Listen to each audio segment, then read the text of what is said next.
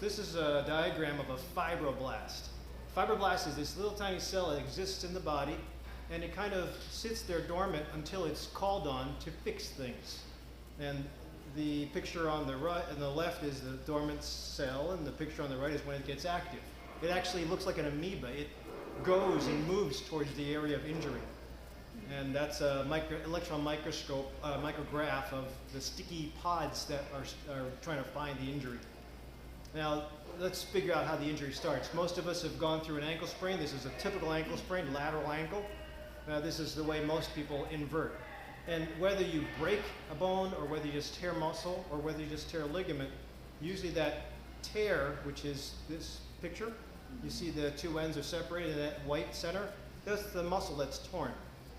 When there's muscle torn, there's these little fibers that are sent into the bloodstream. The fibers turn on the cascade, inflammation cascade. It's all over the body.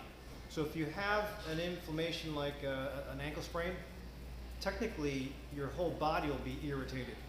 You can have problems with sleep, you can have problems with headache. Sometimes those of you who are fibromyalgia-like or have fibromyalgia symptoms, easily if you have an ankle sprain down the leg, you can turn on the fibromyalgia in the shoulders.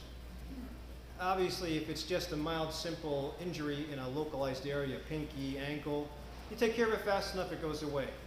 Don't do anything about it and linger on, or you continue to participate in sports with an injury, then everything turns on, and it's hard to turn off. So the problem is, the milieu that is supposed to embrace healing. If it's irritated or if the fluid in the body is not optimum, then inflammation will not stop. Well, the inflammatory response has no boundaries. It goes everywhere. Anywhere the circulatory system is privy to, which is essentially everywhere, those white blood cells and those fibroblasts will travel along the highway, and anywhere, think of a bunch of police officers on 355. If they don't know where to go, they're just being called, there's a bomb, they'll go off on every exit to look for the bomb. Same thing with the fibroblasts. They will hunt for areas of inflammation.